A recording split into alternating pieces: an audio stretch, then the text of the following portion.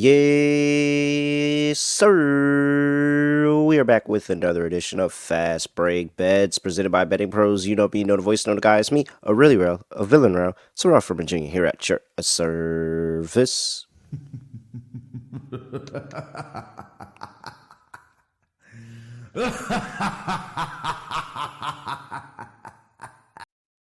Yes, welcome back. Recapping over the weekend, Discord picks, WNBA playoffs have tipped off, and Asia Wilson has claimed the unanimous MVP. Oh man. I mean, if there was ever a Michael Jordan, I took that personal meme in real life, it would be Asia Wilson and what she did this season after being, what some would say is snubbed. I think AT was the one that was snubbed of that MVP last year, but Asia had a reason to be snubbed too, and that fourth place vote was insane, and we remembered it, and they left no doubt. She left no doubt this season. Unanimous MVP. Shout out to all those who caught Asia at beginning of the season, even money she was to win MVP, and that was the best odds you ever got. At like 2 games in, it was clear cut she was going to win MVP. So, congrats to her. Congrats to all the teams that made the playoffs. Congrats to my Atlanta Dream plus 450 ticket for them to make the playoffs. That was a very, very nice cash going into the weekend. And we had a really good day in day one in the Discord. If you're not in that Discord, make sure you get in that Discord, bettingpros.com/chat, because you missed out on 4 plays. I dropped Connecticut Sun laying, well, it was 6.5 at the time. Didn't matter. Connecticut Sun beat them by 24. We cashed that. I said I had a lean to the Connecticut Sun team total over that cashed. I didn't officially play that though, so I'm not counting that. But I played AT over 27.5 points, rebounds, and assists. She had a triple double. That cash. So that was good. Came back in the next game.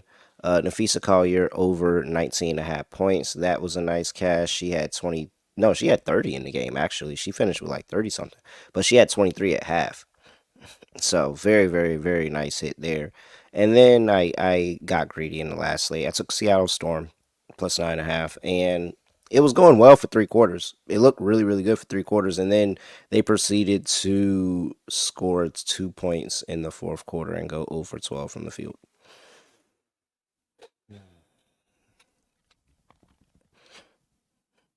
And you know what? Through all of that, they only gave up 14 points in the fourth quarter. So they ended up losing by 12, and I had them for 9.5, and they only scored 2 points and only allowed 14. I don't want to throw out the word bad beat because I think that's reserved for the more egregious, excuse me, the more egregious actions. I feel like deserve the title of bad beat. I don't like just throwing bad beat out there willy nilly, but that's a pretty horrible loss. It's a pretty bad loss to take. I'm not gonna lie there, but it doesn't matter. 3-1 day for the Discord. Shout out to Discord. All right, a little bit different of a day. No WNBA on Monday, so I'm gonna drop an NBA future, and I'm gonna walk you through my process of the most improved player book because I have a process, and it's actually proven as of 1 year proven. So we'll see if year two will prove it, and we'll look at a couple of guys that go into the process.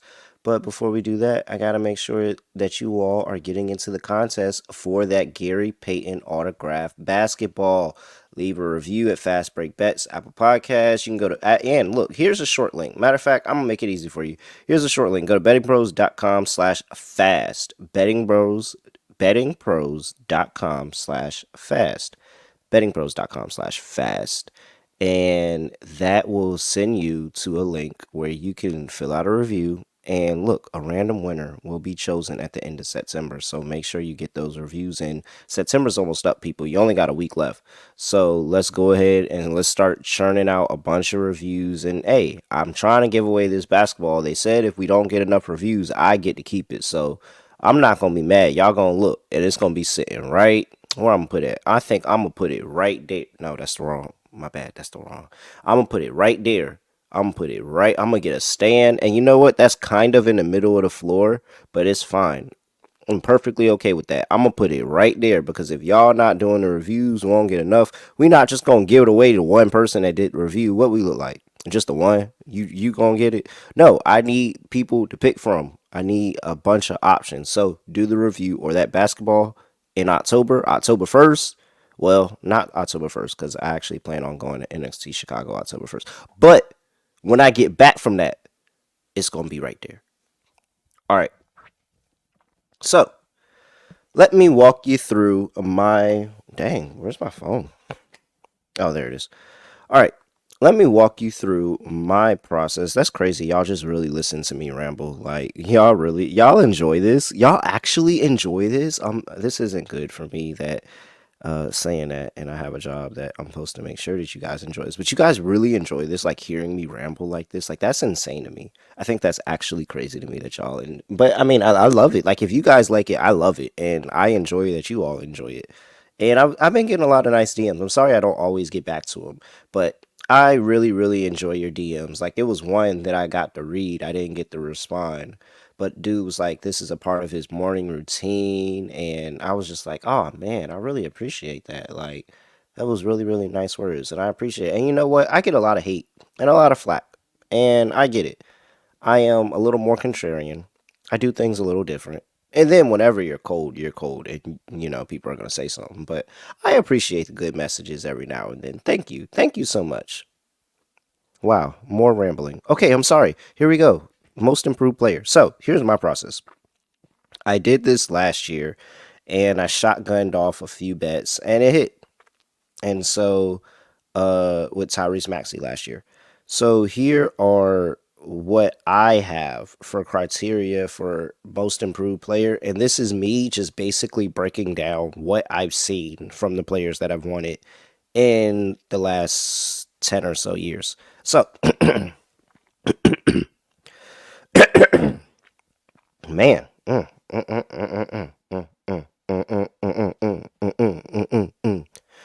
whoa. So sorry, guys. I know I just like cleared my throat in so many of your ears. Like, I'm really, really sorry about that. I didn't mean to do that.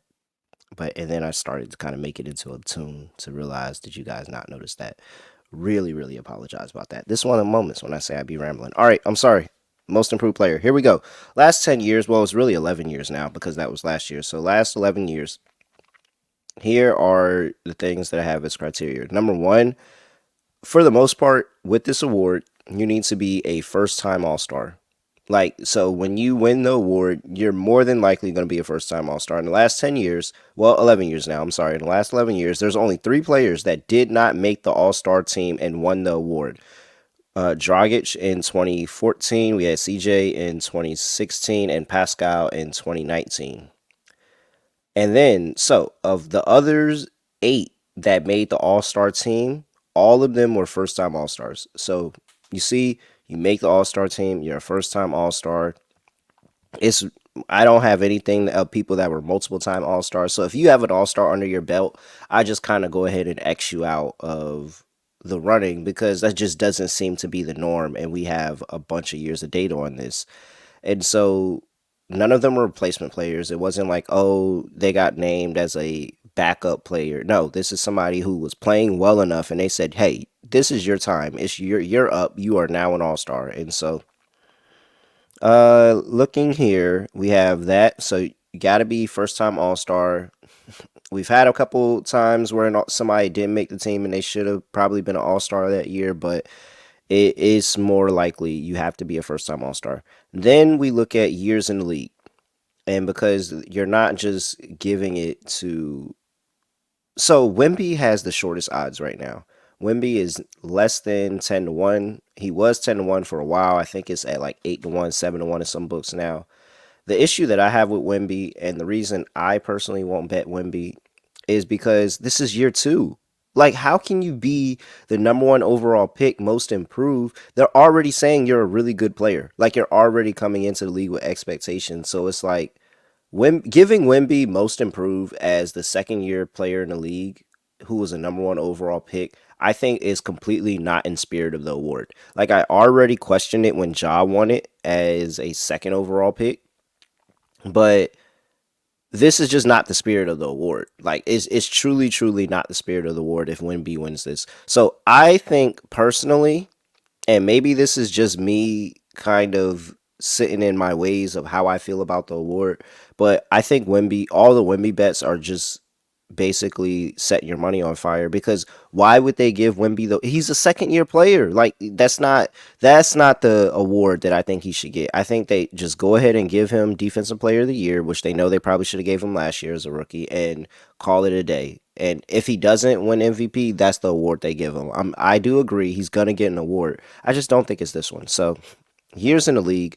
Uh, Reading off the past few players' years in the league, Dragic was 6 years in the league when he won. Jimmy Butler was 4 years. C.J. McCollum was 3 years. Giannis was 4 years. Victor Oladipo was 5 years.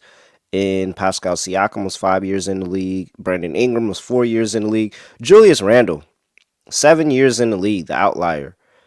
Ja was 3 years in the league, and Laurie Markkinen was 6 years in the league, and then Maxi won last year. I didn't update this sheet from. I think Maxi it was a third year player that league that year though, wasn't he? Was that year three Maxi? Let me click and look real quick. That was year four Maxi. Okay, so Maxi was a fourth year player in the league. So you see where I'm getting at. The mean age in the league is about 3 to 5 years. You have an outlier with Gordon Dragic at 6 years and Randall at 7 years. Actually, I did the math. Oh, that's from last year, but it's about 3 to 5. So I would say it's a mean of 4.5. I think 3 to 5 years in the league is about where I'm looking for, where they're saying, all right, you came in, you had your first couple rookie years, you were all right, and then you took that next leap and jumped forward. All right. Also, your team. So we have All Star, age, team. Team only twice in the last 10 years has a player won without being a top four seed in their conference. That was Lou Will. Both times he was in 18 and 19 with the Clippers. They weren't a top five. I think they were fifth, like fifth or sixth, maybe even worse. Something like that, but they were still a playoff team. So you got to be a playoff team for sure. But specifically, you probably got to be top four in your conference. All these teams, all these players, except didn't the Philly? I think Philly and Tyrese Maxey fell out. They were a top four seed for majority of that season. Where did Philly end up finishing? It was like seven. Yeah, they were in the. Yeah, they went fell all the way to the play in. So Philly fell to the play in. So I guess Maxey, you could throw Maxey in there as he wasn't a top four seed. So now you got maybe three. Maxey is newer age. So yeah, okay. So maybe you got a playoff team, but for the most part, outside of Lou Will and Tyrese Maxey, everybody else has been a top four seed that year. Like they were pretty good that year. Laurie didn't wasn't a high seed that year as well, but everybody else was. All right. So with all of that, playoff team got to be good. Don't be bad. Top four seed, you're gonna get rewarded even more if your team is expected to be a top four seed. But playoff team, you can still make the cut. Uh, you got to have the years in the league, 3 to 5. Can't I don't think anybody 1 to 2 years should be going for the award. And typically, if you're too much older, you kind of already are who you are as a player, and you're not winning the award. Julius Randle was a special case. And then you got a first time All Star. So now let's go down the list, and I'm gonna go ahead and tell you everybody that I have that I feel like qualifies under this. This is slightly subjective. Like age is not subjective. If you've been an all star is not subjective, but if you're going to be a playoff team is slightly subjective because hey, anybody could just ball out this year and be a playoff team. But I'm going to go ahead and give you my take. All right, so let's go ahead and get down to the plays and then we'll get you up out of here on this non-basketball day of the Fast Break Bets podcast. All right. So, like I said, Wemby is top odds. I'm only reading off one book right now, but make sure you shop your lines. You could probably find a better line somewhere else, but I'm just going to read off of this one book. So, Wemby's right here listed at plus 650. I would not be interested in that. After that is Jonathan Kuminga at 10 to 1. Jonathan Kuminga does fit the years in. I believe he is a fourth year player this year. Let's just go ahead and double check Kaminga right there, so I'll make sure I'm not lying. But yeah, so this will be his fourth year in the league, so he really fits there in the median. Uh, he hasn't been an All Star, so there you go. Now, are the Warriors going to be a playoff team? That's up for debate. I think that's up for the debate. I Some days I wake up and I think the Warriors are gonna be good. Some days I'm not. But Kaminga, when he turned it on, they played a lot better. So when they had that run where Steph was out, I think Clay was out. I think Draymond was out too. Like they had a bunch of people out at one point, and Jonathan Kaminga was going on that running. He was scoring like 20 points per game and all that. If he does that, 100%, I think that he can be in the running. But are the Warriors going to be good enough and the Warriors going to team as a whole going to get the respect enough? I don't know. But I think Jonathan Kaminga at 10-1 actually is kind of interesting. So he's kind of in the maybe pile. Josh Giddey is at 12-1. Absolutely not. The Bulls aren't going to do anything. Uh, Evan Mobley is at 12-1. Evan Mobley, that's the first player that I am 100% putting a bet down on for most improved player. Evan Mobley hasn't been an all-star.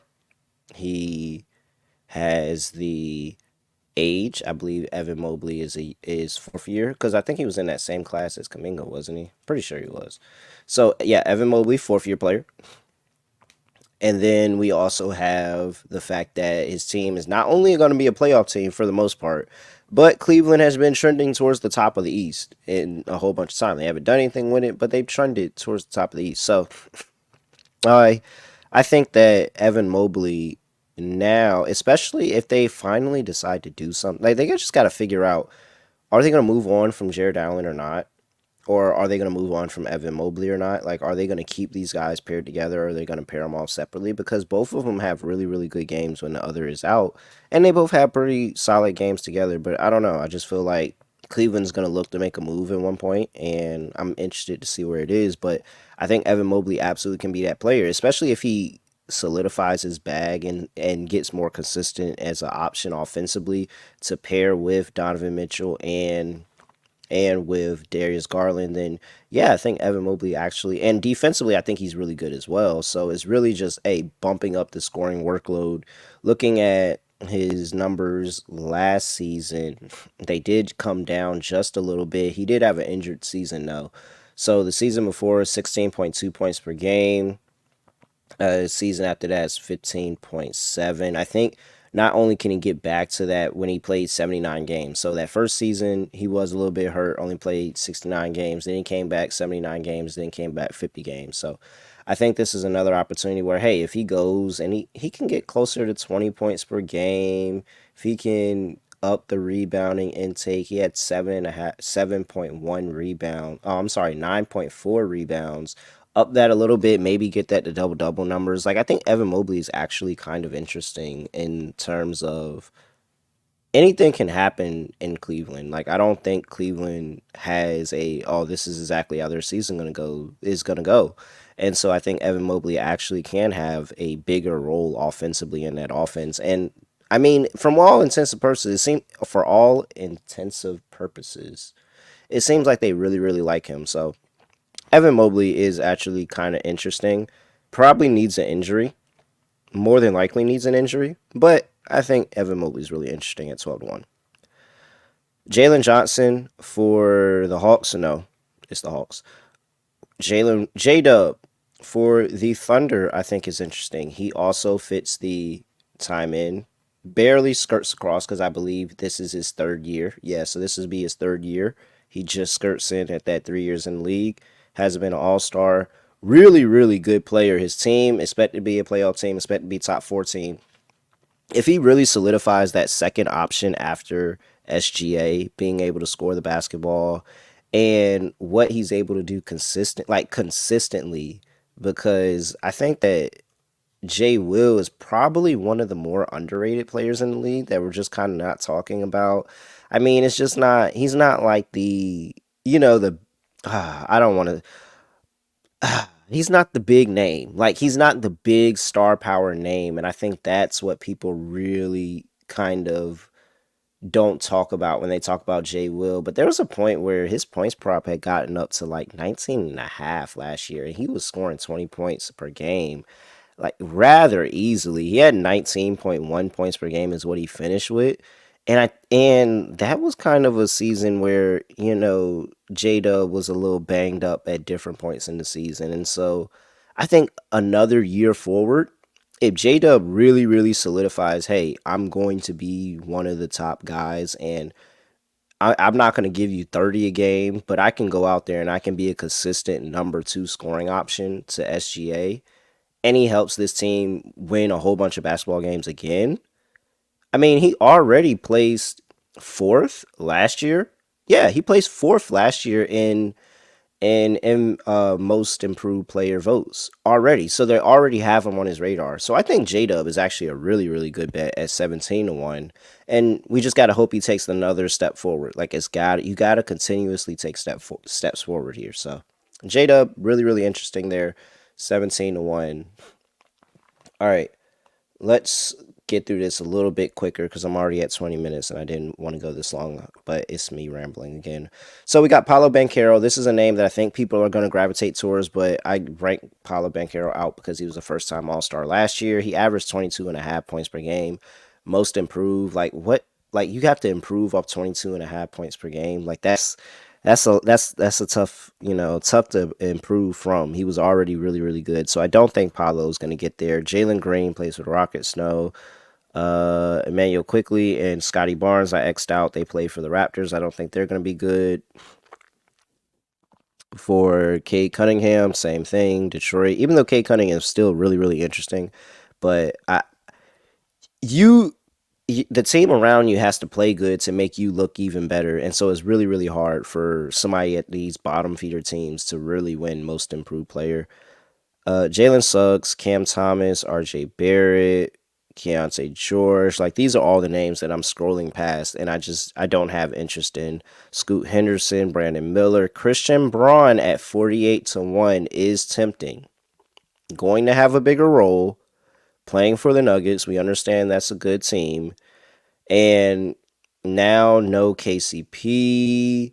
You bring in Westbrook. You expect Braun to move up to that starting lineup, start getting more minutes. If he starts getting more minutes with Jokic, what if Braun starts hitting a bunch of threes? Like, what if Christian Braun starts playing he already is like an aggressive force when they bring him off the bench. Like, he brings that energy off of the bench for them. If he starts hitting his threes very, very consistently, and then just coming up big, hitting big shots, Braun could be very, very interesting. I think that could be very interesting. And that could be, Jokic helping, making things a lot easier for him. But I think Christian Braun is kind of interesting at 48-1. I'm not 100% there, but if somebody told me, I wouldn't be surprised. It's just the All Star piece. Him making the All Star team is the part that's gonna get me. Where I'm like, is he gonna be like good enough to get to the All Star team? I don't think so. But I think that's kind of a fun play if you want to back that. Probably some Nuggets fans that would like that. Anthony Simons, Denny Abdia, Franz Wagner, Keegan Murray, Kobe White, Patrick Williams, and LaMelo Ball. Ben Mathurin, 61. Very, very interesting. I think Indiana is still going to be a playoff team. Ben Mathurin got hurt last year, and he's been playing, working off of the bench. But if they start giving him more minutes, he's was really, really good, man. Ben Mathurin was going out, and it's at this point, it's just, hey, how far up can you take your averages from the season before? Ben Mathurin just getting more playing time and being healthy can absolutely start getting close to that 20 points per game average, especially with Indiana and how Rick Carlisle has that offense moving. So I think Ben Mathurin is very, very interesting at 60-1. And then there's one more player I want to get to all the way down the list. I'm going to go ahead and say it real quick because this is the longest show I've ever done, and I'm so sorry. But I think Tyler Hero is actually kind of interesting at 150-1. Let me tell you why. Okay, so Miami Heat always randomly give you that 1 year where they're completely healthy and they end up being a 1 seed or a top seed in the East. Also, Tyler Hero for the past 3 seasons has been averaging 20 points per game. I understand that.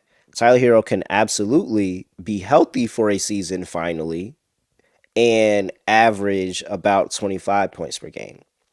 If Tyler Hero averages about north of 25 points per game and shoots the three ball really well, playing in Miami, I think Tyler Hero can absolutely be a first time All Star. I think Tyler Hero absolutely can sneak by and steal this award. Like, Tyler Hero just kind of feels like one of the guys that they've been wanting to give something to. Like everybody enjoys watching Tyler Hero play, and it's just like he just hasn't like he's 20 points per game is nothing to sneeze at in the NBA. But man, when I say that like it just I constantly watch Tyler Hero different points. And I'm like, man, this guy's really good. And it's like I'll go and I'll be like, oh yeah, I'm playing a flyer on Tyler Hero 25 plus points tonight. And it'll hit. And I'm like, man, what if he does that for a whole season? All the times during the season that I'm like, oh, this is the Tyler Hero night, this is the Tyler Hero night. Like, what if he has the Tyler Hero night for a whole season? And there's players that have done that. And so I think there is possibility for Miami just to play up for a year and everybody in Miami look really good. And I'm telling you, if Tyler Hero can get that 20 points per game to about 25, 26, I think that gets him an all-star. I think that gets him a look for most improved player. And he fits all of this criteria that I was talking about in the beginning of the show.